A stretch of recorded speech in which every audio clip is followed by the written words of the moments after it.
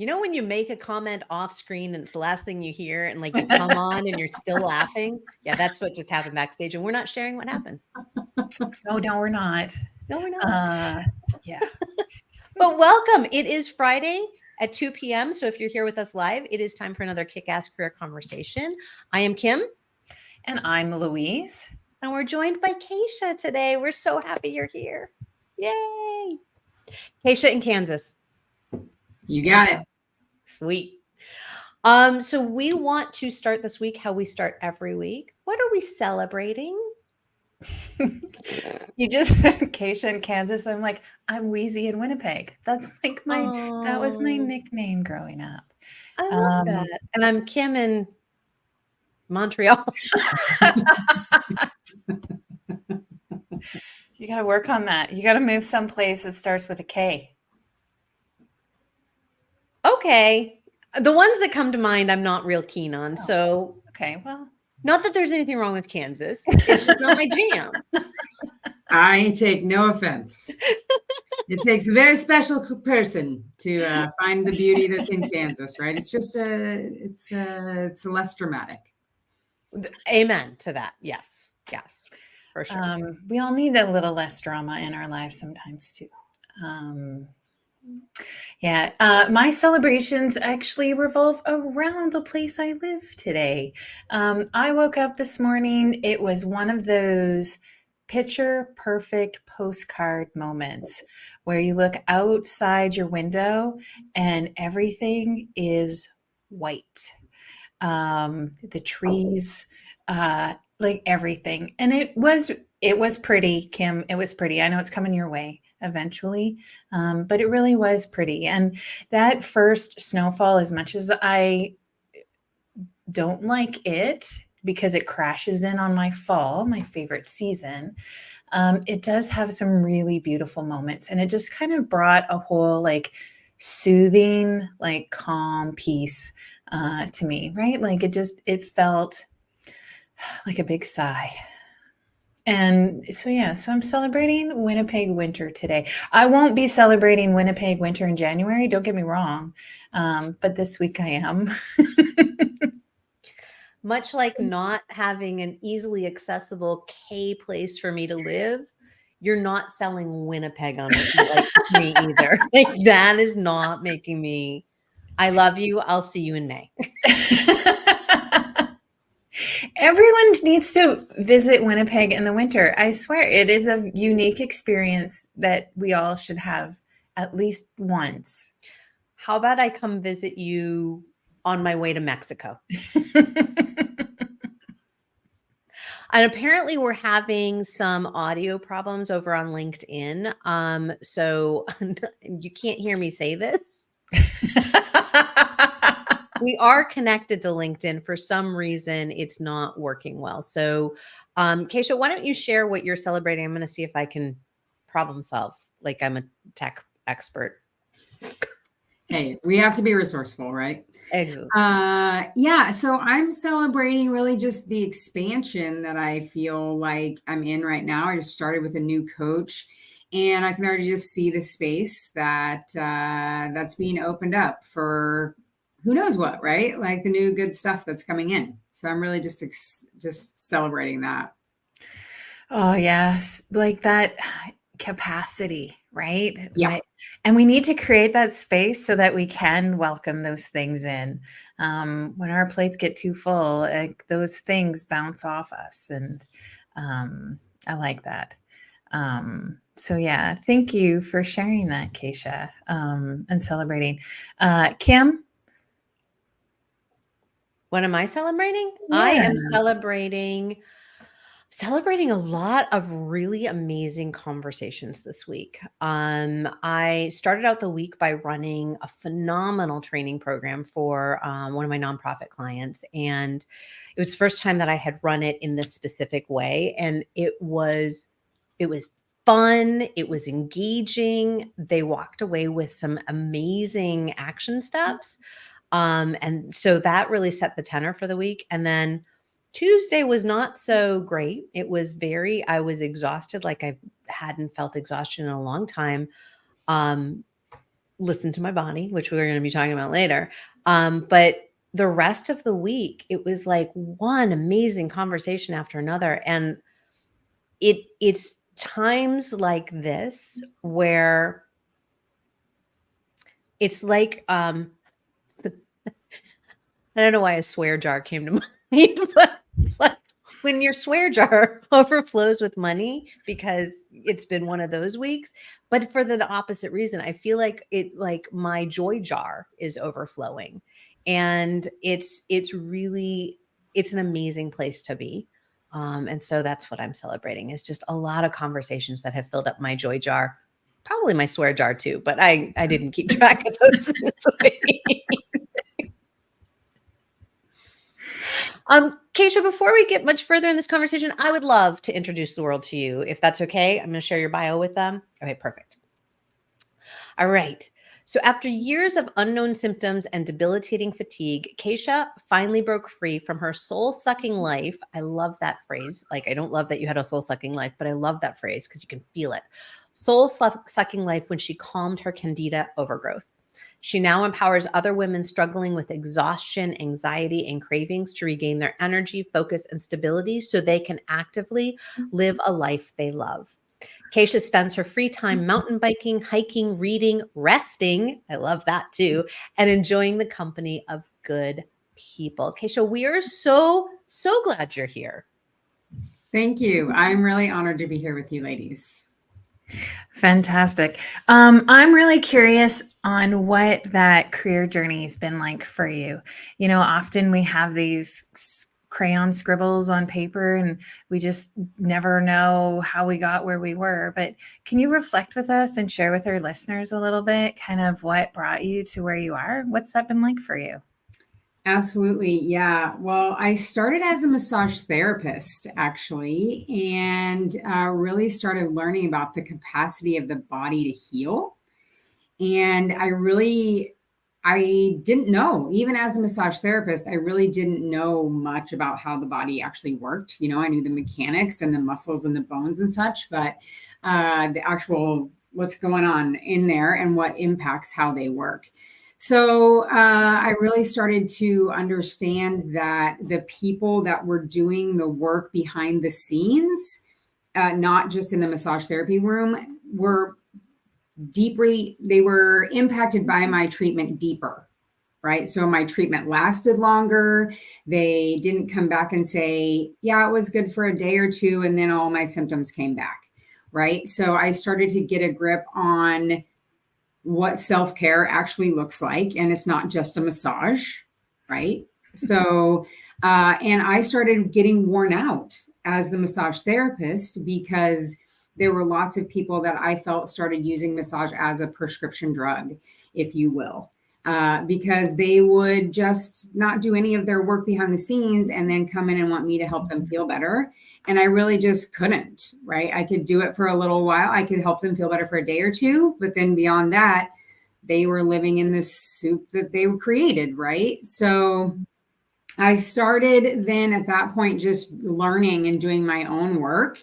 And I picked up a book called Crazy Sexy Diet by Chris Carr. Actually, one of my clients gave it to me. And I was appalled at the direction I was headed in my life. I was like, oh dear, this is going to go wrong if I don't start making some of my own changes. And so I started working, you know, just doing cleanse after cleanse, but then I went back to the same sad way. So it was like, there's more to it than food, all the things. So then I started talking to my massage clients a little bit about how they can help me help them. I wanted to put a sign in the room forever. I never did it, but I wanted to put a sign in the room that said the work that happens inside this room is equal to the work that happens outside of this room. So I never presented that to my clients because, like I said, they weren't there to work on their bodies. They were there for me to work on their bodies. So then I quit massage therapy and we built a house. My husband and I built a house. And that's when my life took a crash and I got ill.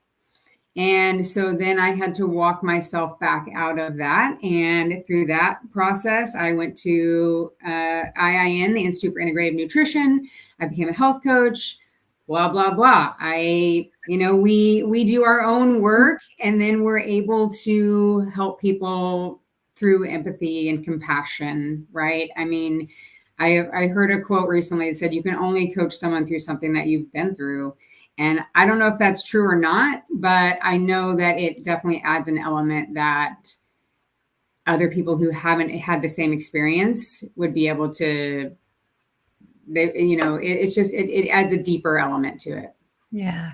That what I love about your story is that like you knew that there was something more, right? Like something's not landing with your clients, but something's not landing with you either. And that it's this right sometimes it's this slow collection of information that we gather through a job or through a business or whatever that can look like. But it when we're paying attention, we get to actually say, okay, yeah, what is this data? What is this information? What is going on? And both with ourselves and with the work that we do. And when we can start putting it together, right? Like your career journey, I almost saw like, when you kind of weave a rope together, right? You start to collect those other strands and keep going and keep weaving until you find something that really does start to fit and feel good. Yeah. And I'll continue to weave, like. Yeah, absolutely. This evolution, right, of who we are and how we show up in the work that we do. Tell me a little bit about, in your story, you were talking about getting ill and having that crash and like having to do your own work.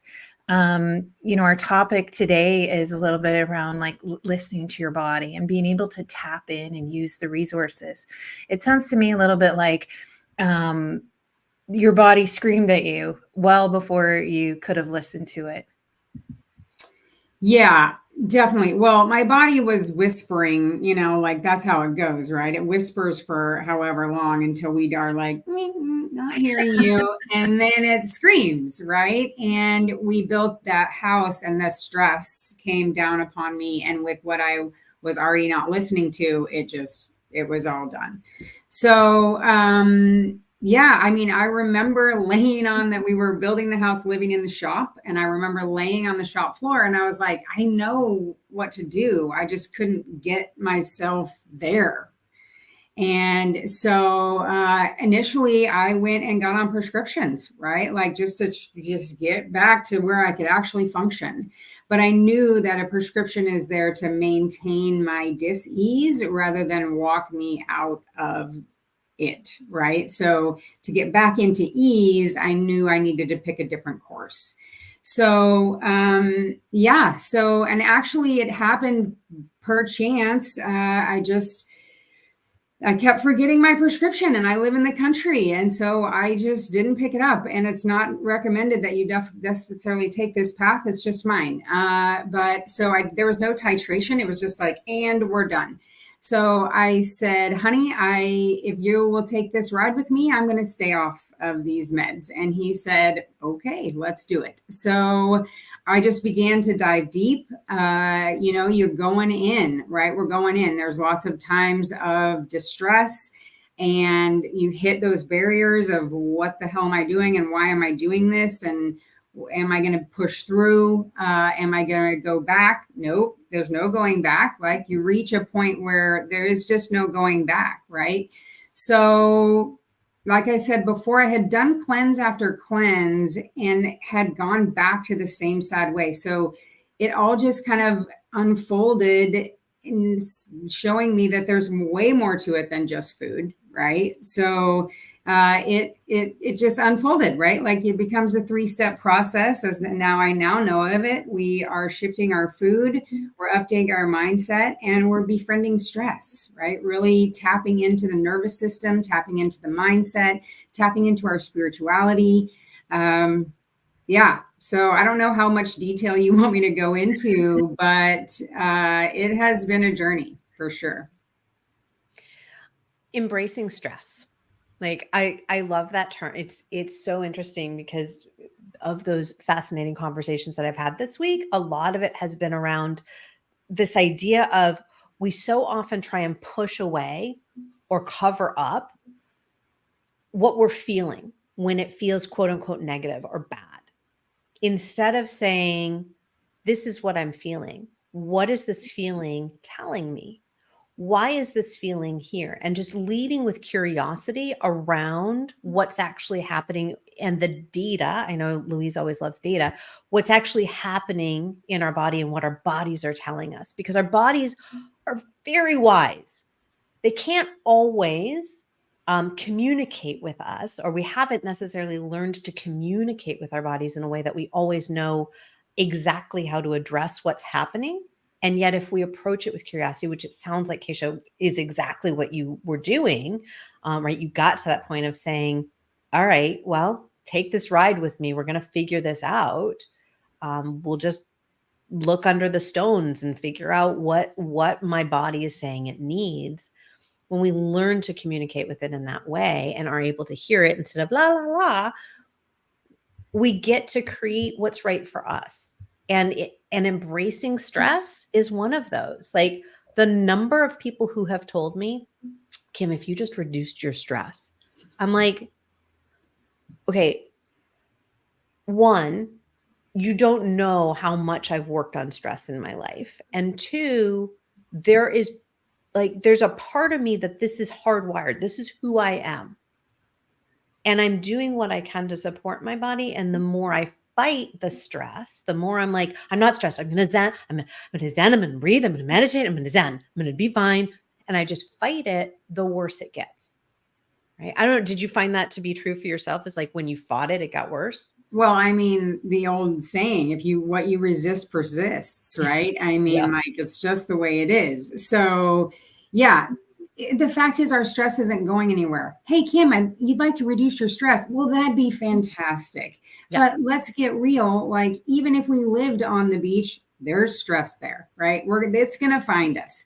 So we can't get rid of our stress. It's a clutch part of the process to learn how to befriend this stress and listen to the body while you're in it.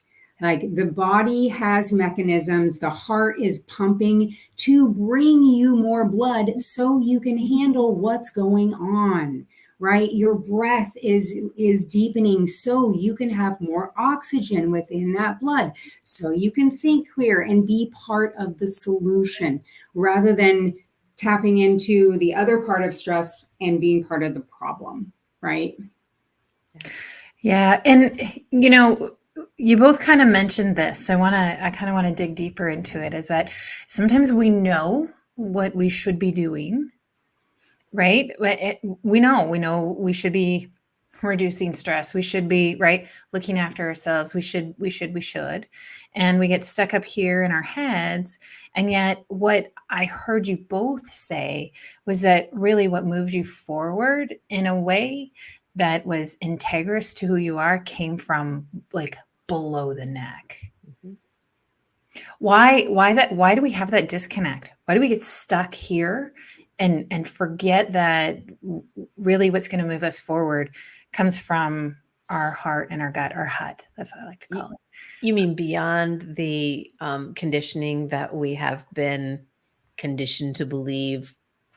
I won't go so far as to say from the patriarchy, that logic is the only way through. You mean beyond that? And it's just the imprinting, right? It's the BS, it's the belief system, right? And that patriarchy runs thick in our imprinting, right? So it's the imprint. So we just have to change that imprint. Yeah. Well, because, intuition is what got you burned at the stake. Yeah. So I have no opinions on that. None. It goes beyond that in terms of just like ancestral trauma. Mhm. I mean, there is, and maybe that is like the root. I'm not sure, but it just is, it runs so thick. We are just such a traumatized race that Okay, so we're taught about the logic, but it's like we feel like the brain is what's going to take us there, when really the heart is actually communicates more with the brain than the brain communicates with the heart, and we don't have an understanding of that, right? So getting a deeper understanding of all of that is crucial. Yeah, we always think that flows one way, right? Like that information flows like from our heads, from our logic, from our minds into our bodies, into our hearts, like, right, and drives who we are and how we show up in the world. And that's really not what science is showing us at all, is that the information flow is actually the opposite, that more information comes from our gut and our heart, right, to our brains, and which I think is amazing to even think about, right? Like that's like us changing who's driving the bus in mid journey, Right. right? And then you get to close that knowing doing gap, like Yeah. you were just speaking of, right? Yeah. Like we know what to do. We're shitting ourselves to death, Yeah. but then we just don't do it. And then we lay there in guilt and shame because we haven't done any of those things, right? So yeah, we get out of the head, we get into the body, we start to understand that the mind is actually in every cell of your body. And so you start to really just tap into deeper and deeper levels and move out of that through knowledge, right? And through, I think, resetting the nervous system as well. Yeah. Oh my So gosh. I was going to ask. That's huge. Sorry, Yeah. please go. No, like I was going to ask, like, so how do we do this? How do our listeners do it? How do our clients do it? Like, how do folks, like, how do we say, okay, we know, right, that information flows opposite. We've got these stories and these beliefs that we carry with us that aren't serving us anymore. And what the heck do we do about it? Like, how can we start to listen to our bodies in a way that actually makes a difference? Do you have tips or tricks that you can share that really can help kind of break that barrier, right? That I don't know, the neck barrier, I'm going to call it. Totally. Keisha, I'd love to hear yours, and then I'd love to share a little exercise that we can do. Yeah. Awesome. Yeah. So, well, as I mentioned, is this 3-step process, right? So shift the food, which decreases the inflammation. It allows you to think clearer, right? So we decrease the inflammation as a whole. And then updating the mindset, creating a new daily mode of operation that you can sustain without constant conscious effort, right? Like you just baby steps. It's the law of sensitive dependence on initial conditions, which refers to the fact that an extremely minute variation held over the course of time can have the effect of producing a profound change. Much as a ship whose bearing is 1 degree off compass will eventually end up hundreds of miles off course, right? So we take these baby steps and we take them for a long time. That is also how we re-imprint the belief system, right? The paradigms shift through time-space repetition. You hold on to it, you grab a thought, and you change the belief, because a belief is just a thought that you've thought for a long time. Yeah. So we can just start thinking a new thought and think it for a long time. And so it takes time. But then the third step is re-imprinting the nervous system. As Kate Northrup tells us, it's like your body, your nervous system will hold you in a familiar hell rather than allow you to go to an unfamiliar heaven until the nervous system thermostat is reset. So a tiny tool, and Kim's going to go through an exercise with us too, but so as they're finding, like we were talking about, the heart is giving the brain the signal to then produce the chemicals. Are we stressed or are we calm? Right? So there's 4 words that ignite that calm feeling coming from the heart: care, compassion, appreciation, and gratitude. So another thing that impacts this is our digestion. So when you're eating, if you're stressed out, you're going to shut your digestion off. But if you're calm and cool and in that rest and digest, your digestion is going to happen. You're able to utilize the nutrients. You're in an aerobic state within the body. So when you're eating, think about something that you care about or have compassion for or are grateful for or appreciate, right? Like, so offer your body that space of calm. You can do this anytime, obviously, but when you're doing it, when you're eating too, it offers your space to actually utilize the food that you're putting into it, right? So that's just one tiny little tool. The somatic tools, there's so many somatic tools. Look into it. I mean, find something that works for you. Find a teacher that works for you, right? Like there's so many tools out there. Yeah. Well, I love that. And you mentioned Kate Northrup. I love her work. She particularly works around resetting our nervous system around money, but it's really good for anything in the world.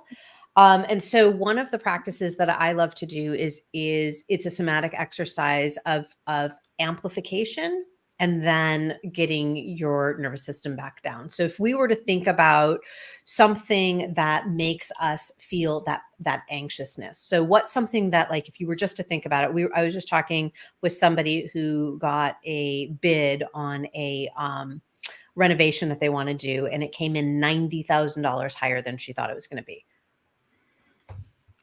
That caused a lot of anxiety, right? So if we think about that, if you think about, you just got a bill that's $90,000 higher than you thought it was, where do you feel that in your body? Where do you feel it in your body? Oh, Well, I don't know if you noticed, but as you were talking, I did have a thought that brought a lot of anxiety to me, and I just shivered. I got goosebumps and I just shivered. Yeah, not liking that. yeah.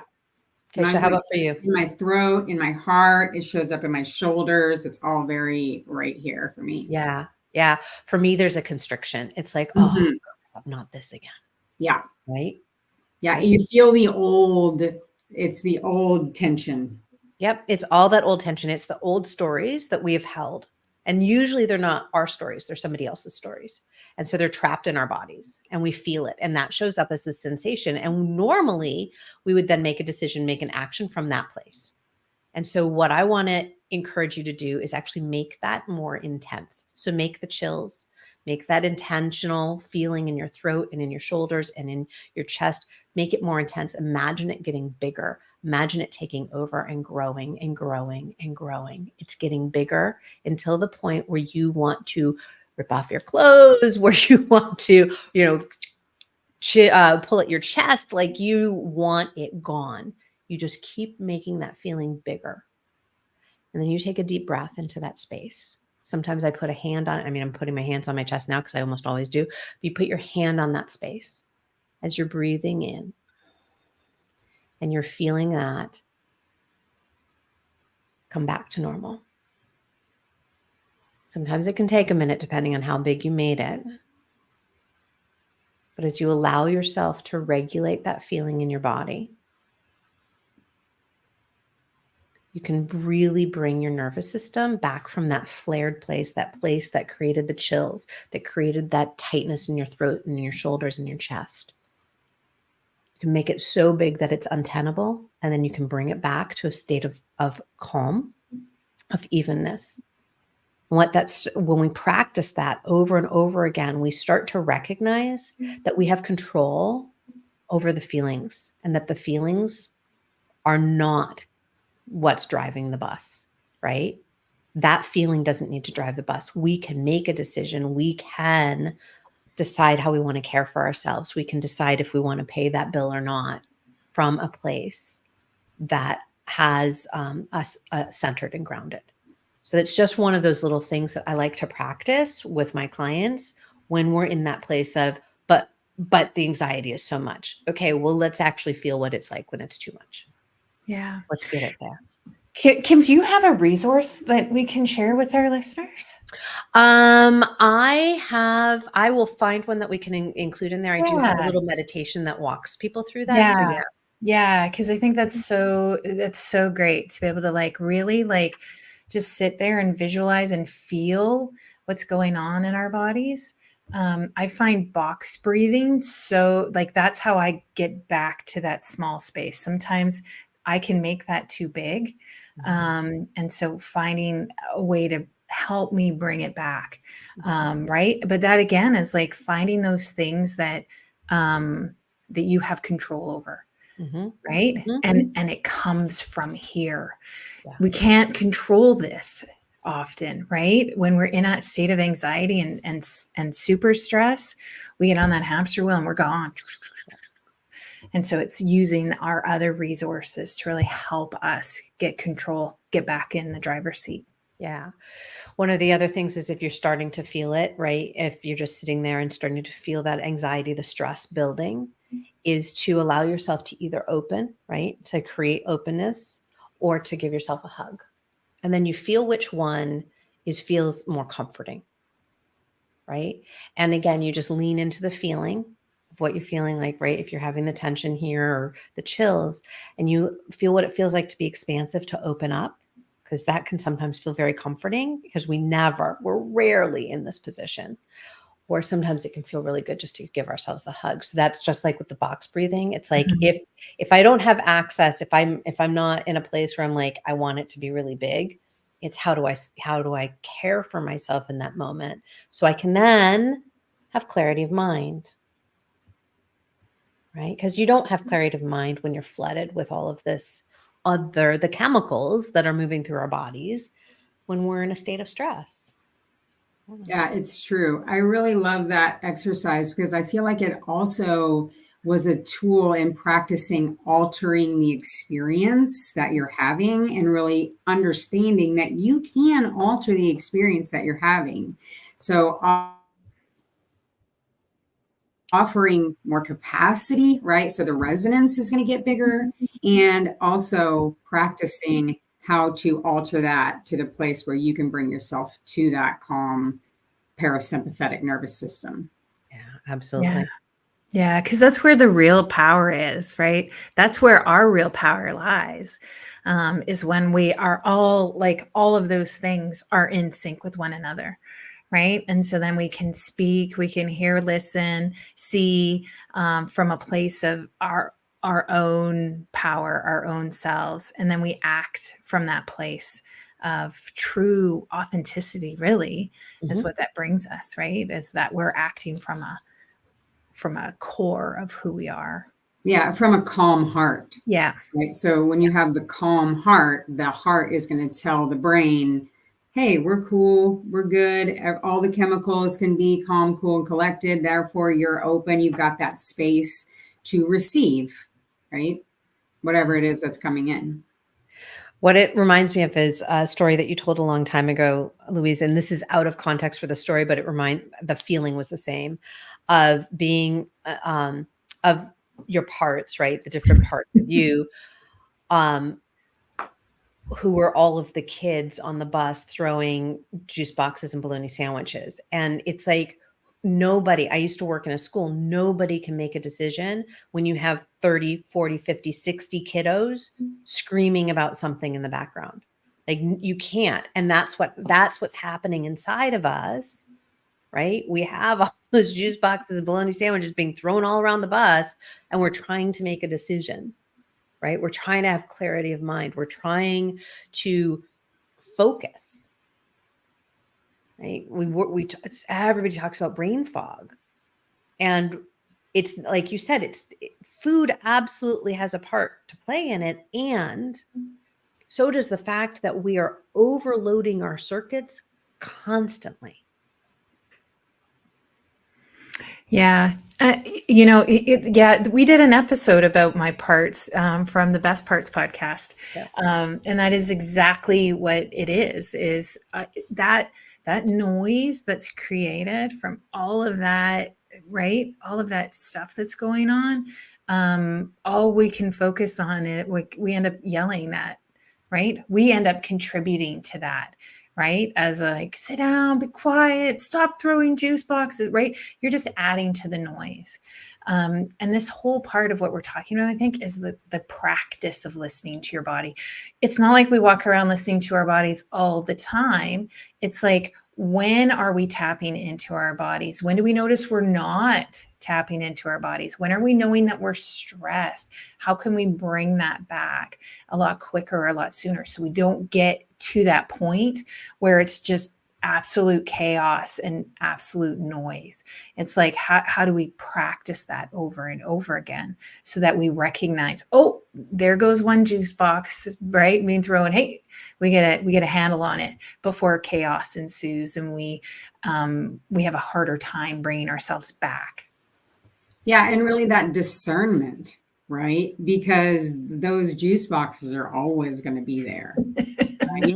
So the discernment of there's a lot of voices vying for your attention in there, right? So what are the beliefs that I want to listen to, and how do I really know what the message that is really going to serve me is the right message, right? So really learning to practice and tap in and hearing the message that is that F yes for you, right? If it's not an F yes, it's a no.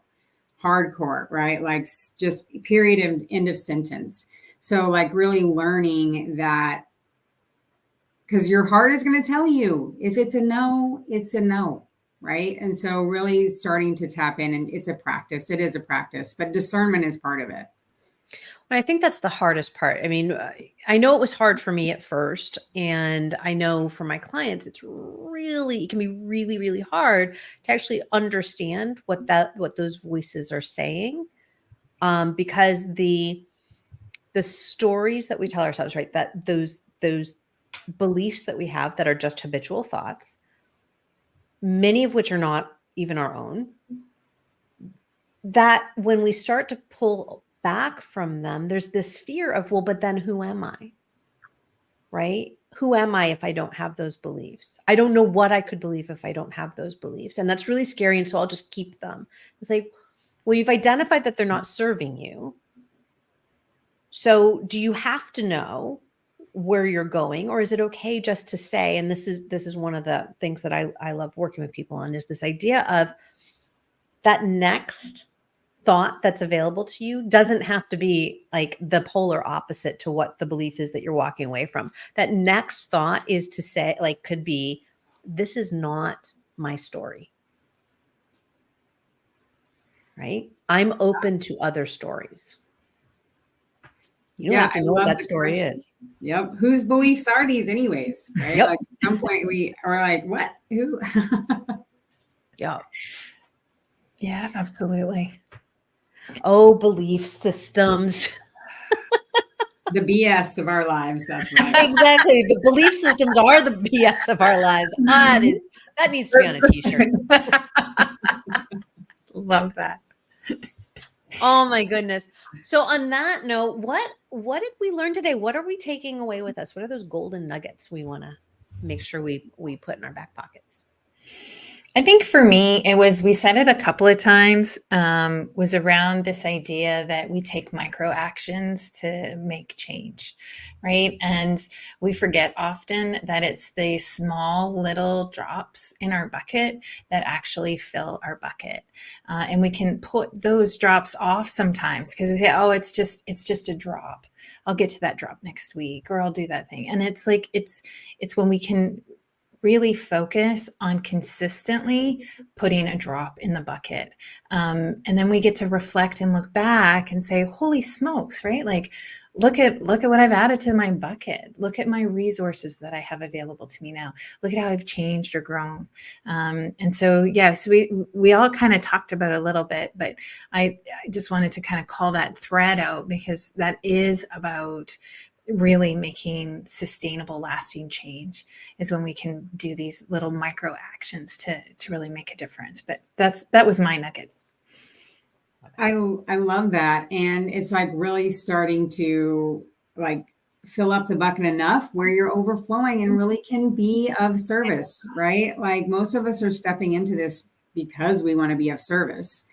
But my little nugget, let's see, I really loved that exercise, Kim, just in terms of the capacity, and then it's the second exercise this week that has really just driven home that you can really alter the experience that you're having, right? You can create it to be large, and then at the same time, you can walk it right back down into a very manageable and tiny baby drip in the bucket, right? The step. Yeah.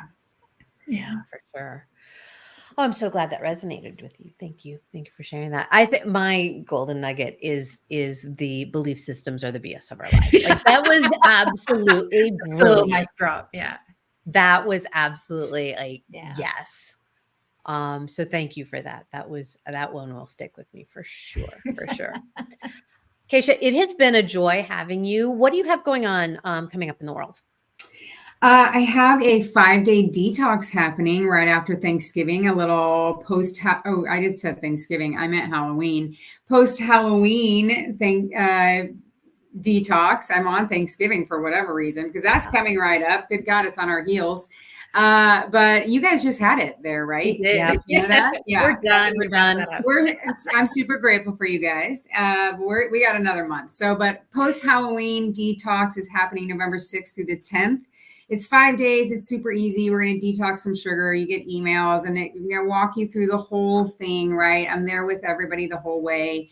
It's part of my Let's Stay Sane During the Holidays campaign, shall we? Like, let's stay sane because here they come. And if we're already in overwhelm and anxiety, I mean, what's going to happen when we get there, right? So we can just start calming our body and start the process of staying sane right now. Rather than like, I'm in it, I want to stay sane. How is that possible? It's not. Try it again next year, right? So let's start now. Well, I love that because, like, right, that was the vision of the juice boxes. Like, you're in the middle of the holidays, those juice boxes are off flying. Yeah. They're flying. Yep, that's exactly right. That's exactly right. And Keisha, where else can people find you in the world? I am on Instagram at Keisha.Lawrence. At Keisha.Lawrence. And then Facebook, I'm Keisha Lynn Lawrence, and also Lotus Health Works with Keisha Lawrence on Facebook as well. And then here is my website, KeishaLawrence.com. Perfect. And all of those beautiful links are in the show notes as well. So people can hopefully connect with you and continue the conversation. Louise, how can they continue the conversation with us? Well, we just don't do this live podcast thing about kick-ass conversations. We also have a collective full of beautiful humans who want to continue the conversation and connect with others who are going through some of those same challenges. Together we can create our own kick-ass careers. And that's what our collective is all about. So hop on over to yourkickasscareer.com and check us out. Absolutely. And finally, what do we have coming up next week? Jocelyn, see, I wanted to say before the banner came up. You did a good job. I did know that Jocelyn is on our show next time. Do you know what we're talking about, though? The lessons along the way.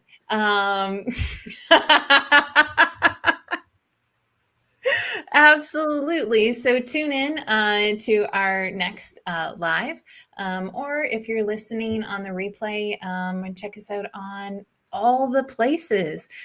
We turn this live into a podcast, and you get to listen on your walk, on your drive, wherever it is that meets your needs. So please join us in all those spaces when you can. Again, Keisha, thank you so much for being here. Thank you, everybody, for joining us live. We hope that whatever was going on with LinkedIn got sorted. And if it didn't, we hope you joined us on either Facebook or YouTube to check out the rest of today's. We are looking forward to seeing everybody back here next week. And thank you all again. All right, everyone, take care. Bye for now. Bye for now.